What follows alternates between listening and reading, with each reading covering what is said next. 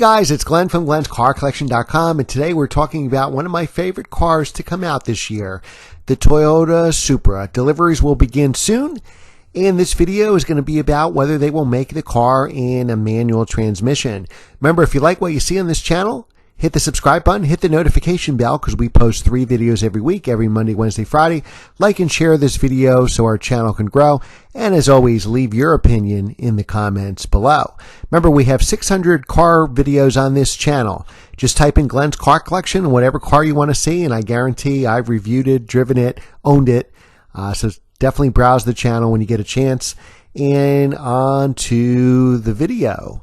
So, as you know, the Supra has always been one of my favorite cars. I owned a Mark II Supra as a kid when I first started out in real estate. Unfortunately, that car rusted out, and my dream was always to buy a used Mark IV Supra. That dream never happened, but I'm kind of glad that the new Supra is coming out and will be available in the mid $50,000 range. So if you watch my other Supra video, we'll just go back a step here. The car is going to debut in July with 335 horsepower, 365 foot-pounds of torque, 8-speed automatic.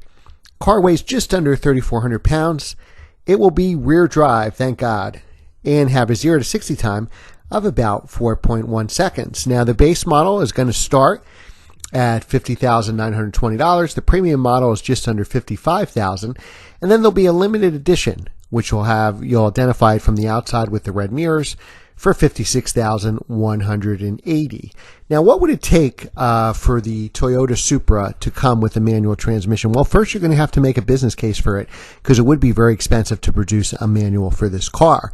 Now, leave a comment below if you want a manual transmission, if you would definitely put money down today if Toyota made a manual transmission with this car. And hey, if we could get enough people, we'll forward it to the execs at Toyota, and hopefully they'll build a manual transmission car. Now, I was really strongly thinking of getting the Supra. I've driven the Z4 equivalent. So again, subscribe to this channel so you see that video. That'll be coming over the summer. I've driven the new Z4, so I can kind of maybe give you some insights, even though supposedly they do drive differently. But I was really thinking of getting a Supra. I love how it looks. I think the performance is great. I think it's going to be a great sports car. I don't know if they should have called it a Supra, but I actually like how it looks. I think the performance is there. I think you're getting good performance for the price. I think it's a Toyota, so it'll be very reliable.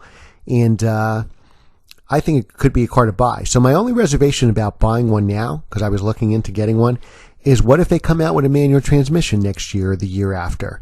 So I think it's very hard. If you buy a car new, you're always going to lose depreciation. Like the M2 is probably the exception to that rule, but or the BMW 1 Series M.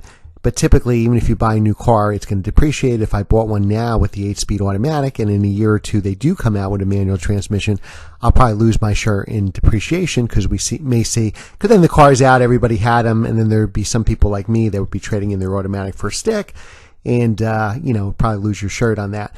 But I think that there will be special editions of this car. Toyota's already talked about it.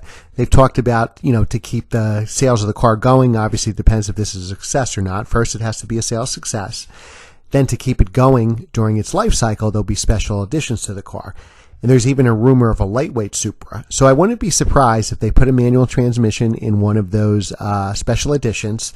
And honestly, I think it would be if they did a lightweight edition, that's the one that would come with a manual transmission. So I'd love to get a Supra for the channel, not ruling it out entirely. I would get one for sure if I knew there was going to be no manual. So then I don't have a choice. If I want a Supra, I got to take the 8-speed auto. But that ZF 8-speed automatic is in my Audi S8. It's in the Jaguar F-Type. It's in a lot of good cars.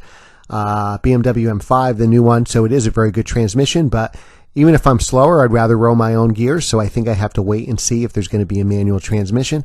And I honestly think there will be, in maybe a year or two. I think as soon as sales die down, I think even though people seem to love or hate the Supra, I think there are going to be people paying over sticker, and a lot of people ordering them or buying them, or a long line of people to get the first one. So I think the first year sales this year will be really good. Next year will probably be good as well. And then I think after that, when the sales dies down and people have them, I think to keep the car going, there'll be some special editions. And I think one of those will have a manual transmission, and hopefully it's the lightweight edition. Let me know what you think in the comments below, and let me know if you buy a Supra if it did come with a manual. Remember, guys, to like, share, and subscribe. Hit that notification bell so you don't miss the next video, and I will see you next time.